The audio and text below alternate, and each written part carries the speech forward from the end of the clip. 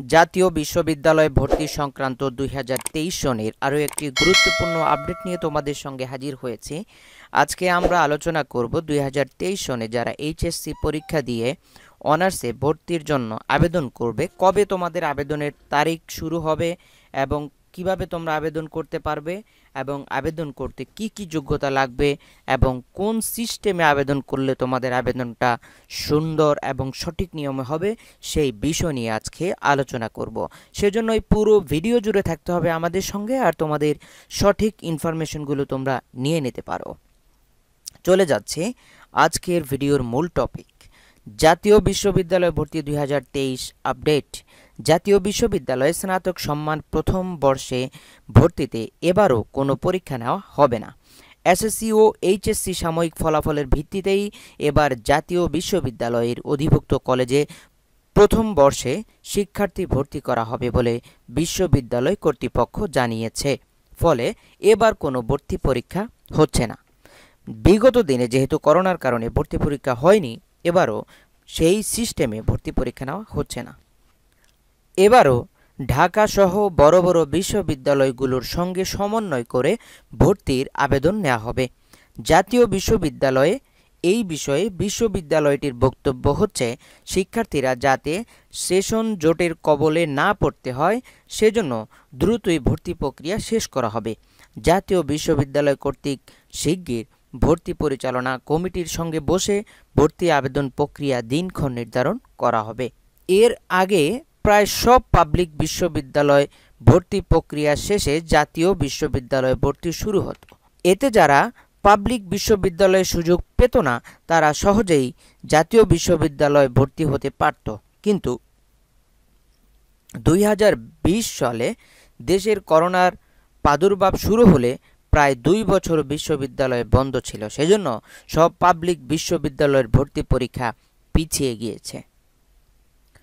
জাতীয় বিশ্ববিদ্যালয় যেহেতু জিপিএর ভিত্তিতে শিক্ষার্থীর ভর্তি করে, এজন্য তারা সবার আগে ভর্তি প্রক্রিয়া শেষ করেছে। এতে দেখা যাচ্ছে অনেক শিক্ষার্থী প্রথমে জাতীয় বিশ্ববিদ্যালয়ের অধিভুক্ত কলেজের ভর্তি হয়ে থাকছে, পরে আবার কোনো বিশ্ববিদ্যালয়ে ভর্তির সুযোগ পেলে চলে যাচ্ছে। ফলে আর্থিকভাবে স্টুডেন্টদের ভোগান্তিতে পড়তে হচ্ছে।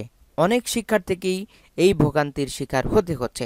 জাতীয় বিশ্ববিদ্যালয়ের ভিসি অধ্যাপক ডক্টর মশিউর রহমান বলেন, শিক্ষার্থীরা যাতে সেশন জটে পড়তে না হয় সেজন্য ঢাকাসহ বড় বড় বিশ্ববিদ্যালয়গুলোর সঙ্গে সমন্বয় করে জাতীয় বিশ্ববিদ্যালয়ে ভর্তি প্রক্রিয়া চালু হবে।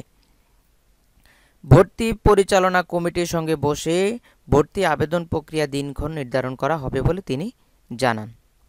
সবার আগে ভর্তি প্রক্রিয়া শেষ করেছে জাতীয় বিশ্ববিদ্যালয়, ফলে আর্থিকভাবে ভোগান্তিতে পড়তে হচ্ছে অনেক শিক্ষার্থীকে। এই প্রশ্নের জবাবে তিনি বলেন, জাতীয় বিশ্ববিদ্যালয়ে ভর্তি হয়ে বেশি শিক্ষার্থী অন্য পাবলিক বিশ্ববিদ্যালয়ে চলে যায় না। এর সংখ্যা খুবই কম, তাই এটি বড় কোনো সমস্যা হওয়ার কথা না। মানে হচ্ছে, পিছনে যে বিষয়টা আলোচনা করলাম, মানে হচ্ছে যারা পাবলিক ভার্সিটিতে ভর্তি হচ্ছে তারা কিন্তু ভুলেও সেখান থেকে নড়াচড়া করছে না। শুধুমাত্র তাদের যদি সাবজেক্ট নিয়ে কোনো প্রবলেম থাকে সেটাও সংখ্যালঘু, 100-র মধ্যে 2-1 জনের। বাকিগুলো কিন্তু যারা পাবলিক ভার্সিটিতে চান্স পাচ্ছে তারা কিন্তু সেখানেই স্টাডি করছে। প্রসঙ্গত 2015 থেকে 16 শিক্ষাবর্ষ থেকে প্রথমবারের মতো জাতীয় বিশ্ববিদ্যালয় অধিভুক্ত কলেজগুলোতে প্রথম বর্ষের ভর্তি পরীক্ষার পরিবর্তে এসএসসি ও এইচএসসি ফলের ভিত্তিতে শিক্ষার্থী ভর্তি শুরু হয়। এর আগে অন্যান্য পাবলিক বিশ্ববিদ্যালয়ের মতো ভর্তি পরীক্ষার মাধ্যমে শিক্ষার্থী ভর্তি করা হতো। জাতীয় বিশ্ববিদ্যালয়ের সূত্র দ্য ডেইলি ক্যাম্পাস থেকে আমাদের এই নিউজগুলো নেওয়া হয়েছে। তো আজকে আমরা আরও তথ্য জানব, সেটা হচ্ছে আবেদনের সময়সীমা কবে শুরু হতে পারে সেই বিষয়টা আপনাদেরকে জানিয়ে দিচ্ছি। সেটা হচ্ছে আবেদন শুরুর সম্ভাব্য সময় হচ্ছে মার্চের শেষের দিকে, এপ্রিলের প্রথম দিকে। আমরা গতবার দেখেছি যে মার্চের শেষের দিকে নয়, এপ্রিলের শুরুর দিকে আমাদের আবেদনের প্রক্রিয়া শুরু হয়েছিল। তো এবারও ঠিক একই সময়ে অ্যাপ্লিকেশন শুরু হবে। তো আমরা প্রত্যেকটা বিষয়কে কিন্তু ভর্তি সংক্রান্ত প্রত্যেকটা বিষয় নিয়ে আমাদের এই চ্যানেলে আমরা আলোচনা করে থাকবো। সেজন্য অবশ্যই চ্যানেলটি সাবস্ক্রাইব করে তোমাদের গুরুত্বপূর্ণ তথ্যগুলো তোমরা নিয়ে নিতে পারো।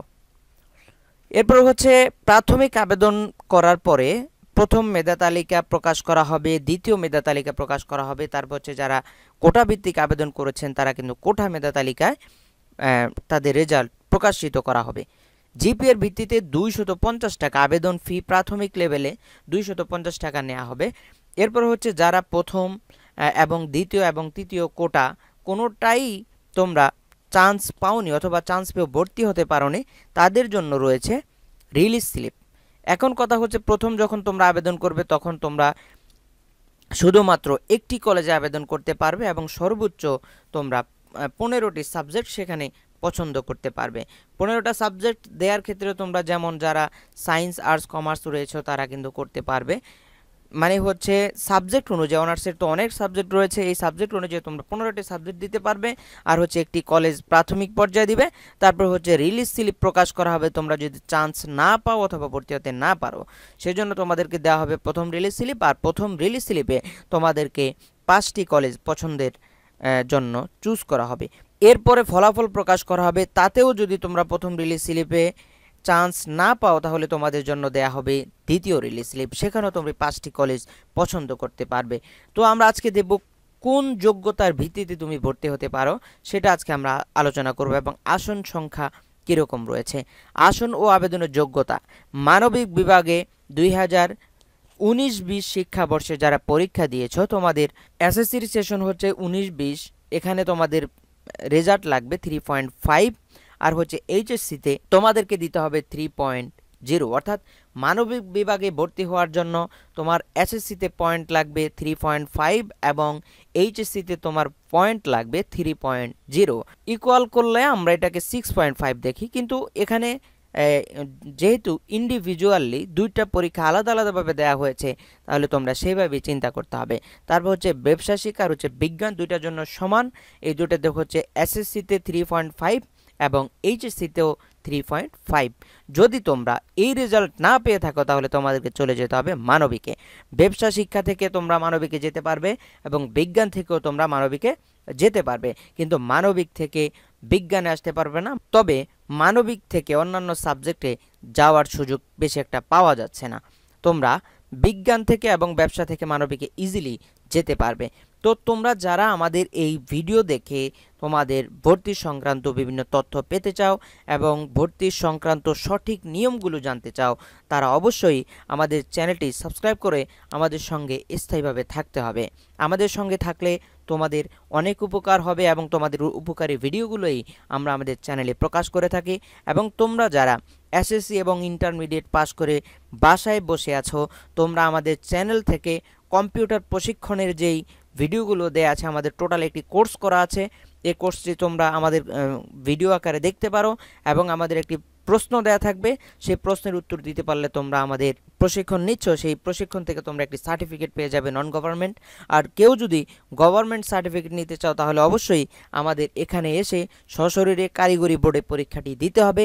তোমরা আমাদের অনলাইনে ক্লাস করে অফলাইনে এসে যদি পরীক্ষাটি দিতে পারো তাহলে দেখা যাবে তোমরা সরকারি সার্টিফিকেটটি খুব সহজে নিয়ে যেতে পারবে। ইভেন বর্তমানে তোমরা জানো যে চাকরির ক্ষেত্রে সব সময় কম্পিউটার সার্টিফিকেট খুব প্রয়োজন হয়, সেজন্য তোমরা অবশ্যই আমাদের চ্যানেলের সঙ্গে থাকবে আর হচ্ছে তোমাদের সার্টিফিকেট এবং তোমাদের কোর্সগুলো তোমরা সঠিক নিয়মে করে নেবে।